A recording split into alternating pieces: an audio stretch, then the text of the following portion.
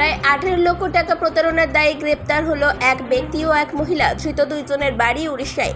ধৃত দুজনকেই শনিবার দুপুর 1টা নাগাদ মহকুমা আদালতে পেশ করে কাঁকসা থানার পুলিশ। কাঁকসা থানার পুলিশ সূত্রে জানা যায়, গত 1 বছর আগে পানাগড়ের এক ব্যবসায়ীর কাছে অনলাইনে বিভিন্নভাবে প্রায় 18 লক্ষ টাকা নেয়। তার পরিবর্তে লোহার সামগ্রী দেওয়ার কথা হয়। দীর্ঘদিন ধরেই পানাগড় বাজারের ওই ব্যবসায়ী টাকার বদলে লোহার যন্ত্রাংশ না পেয়ে বাধ্য হয়ে টাকা চাইলে সেই টাকা না পেয়ে অবশেষে গত মে মাসে কাঁকসা থানায় লিখিত অভিযোগ জানায়। অভিযোগের ভিত্তিতেই উড়িষ্যা থেকে গতকাল রাতে ওই দুজনকে গ্রেপ্তার করে কাঁকসা থানার পুলিশ। তবে তদন্তের জন্য অভিযোগকারী ও ধৃতদের নাম প্রকাশ্যে আনতে চায়নি পুলিশ। জানে সব কোনো রকম আছে তো নাকি?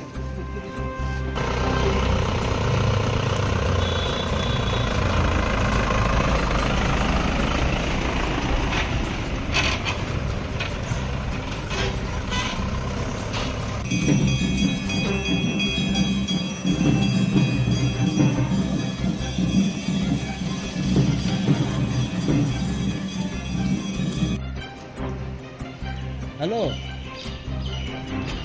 একটু কম সময় একটা ঘর দেয় না।